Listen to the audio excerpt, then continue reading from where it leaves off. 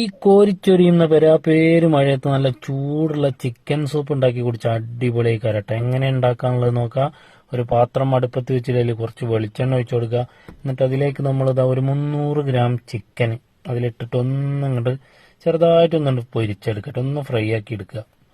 എന്നിട്ട് അതിലേക്ക് ഒരു അല്പം ഇഞ്ചിയും വെളുത്തുള്ളിയും കൂടെ ചതച്ചത് ചേർത്ത് കൊടുക്കുക. അരിഞ്ഞ് ചേർക്കുക, ചതച്ചും ചേർക്കുക.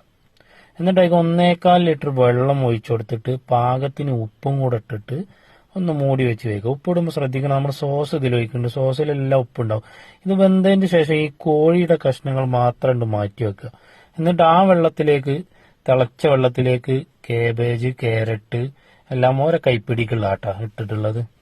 എന്നിട്ട് അതിലേക്ക് ഇതാ 1 സ്പൂണ് ഡാർക്ക് സോയാ സോസ് ഒഴിച്ചു കൊടുത്ത്, 2 സ്പൂണ് റെഡ് ചില്ലി സോസ് ഒഴിച്ചു കൊടുത്ത്, ഒരു അരമുറി ക്യാപ്സിക്കം അരിഞ്ഞത് ഇട്ടുകൊടുത്ത്, എന്നിട്ട് നമ്മൾ ആ വെന്ത ചിക്കൻ നല്ല അരിഞ്ഞെടുത്ത് ഇതിലേക്ക് ചേർത്ത് കൊടുക്കുക, നന്നായിട്ട് ഇളക്കി കൊടുക്കുക.